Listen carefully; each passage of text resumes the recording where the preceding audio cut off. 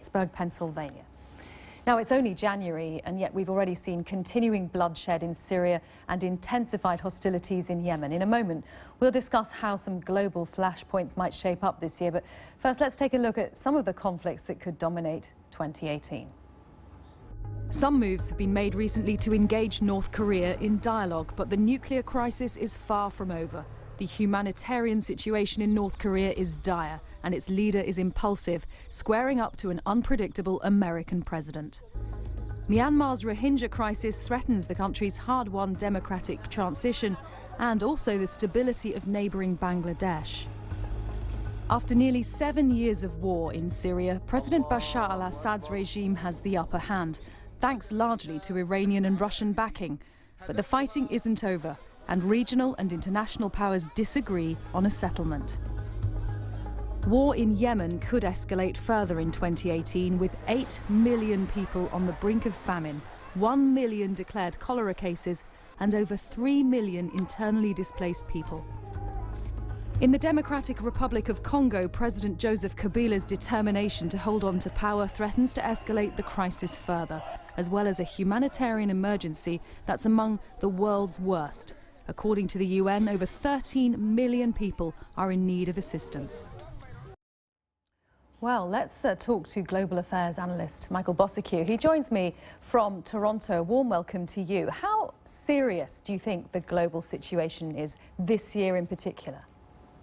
Hello, Karin. I would say it's the worst I've ever seen it. The humanitarian landscape couldn't be worse at the moment. And I've been in this business since 2001, working in various conflict areas of the world. When the UN Secretary General, as he did earlier this week, said that the world is actually going into reverse, that's a very bad sign.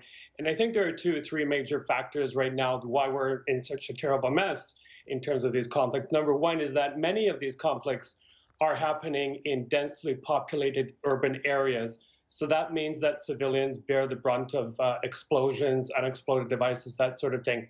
The other thing is that funding, because you have so many simultaneous complex emergencies going on, funding is very difficult to come by. In fact, I was just informed a few hours ago that the World Food Program is canceling its food assistance program in Ukraine, in eastern Ukraine.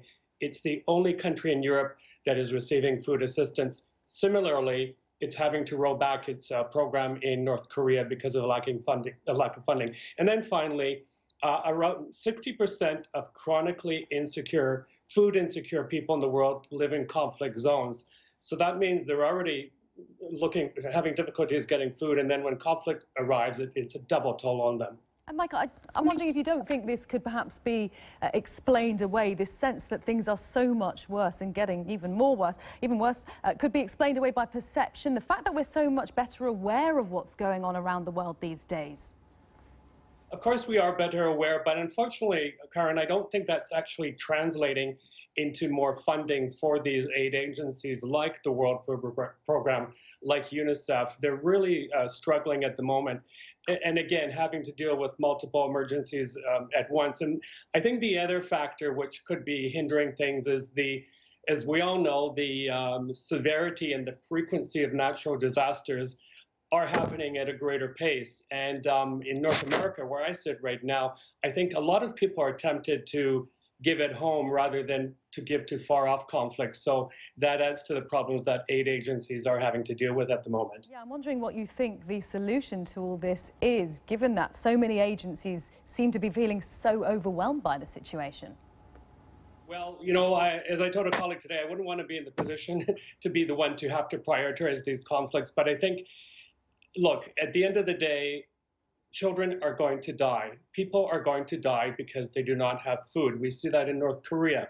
We see that in Yemen, which is on the brink of the biggest famine the world has ever seen in modern times. So I think it's going to be, you know, political will is going to be needed to put an end to many of these conflicts, because that's the other thing, Karin. A lot of them are going on for many, many years, and there's no end in sight. Another quick solution, if I may, is that we have seen time and time again in Colombia, in eastern Ukraine, and other places where the warring sides actually can create zones of tranquility or days of tranquility where, for example, vaccinations can take place. So if we are in a situation where conflict doesn't stop, we have to find these creative solutions where aid workers can go in and at least save lives, because time is not on our side on this one. Very briefly, Michael, I mean, do you think we're going to be speaking about this as we go into 2019, asking the same questions?